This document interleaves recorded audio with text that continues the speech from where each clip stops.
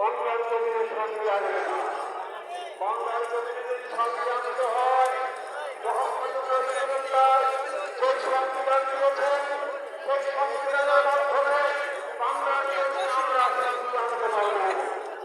আমরা বলতে চাই এই জন্য আমাদের ইসলামী সমস্ত ধর্ম সর্বত হবে, ঐক্যবদ্ধ হতে হবে।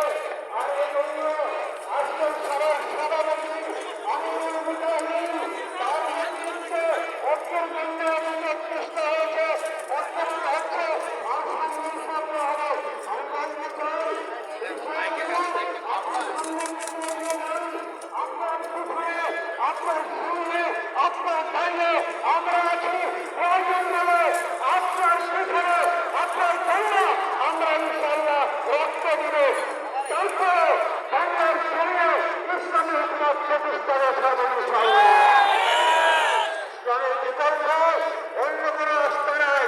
যে সমস্ত ইসলামী দলগুলো আছে তারা আমরা ভোটারের ভুলে দিয়ে, যারা সামান্য বিধানের ভুলে দিয়ে ঈশ্বরের নেতৃত্বে ভবিষ্যতে আমরা বাংলার জমিনে ইসলামী হুকুমত কায়েম করে এই সংসদ ভবনে আমরা ইসলামী পতাকা উত্তোলিত হবে ইনশাআল্লাহ।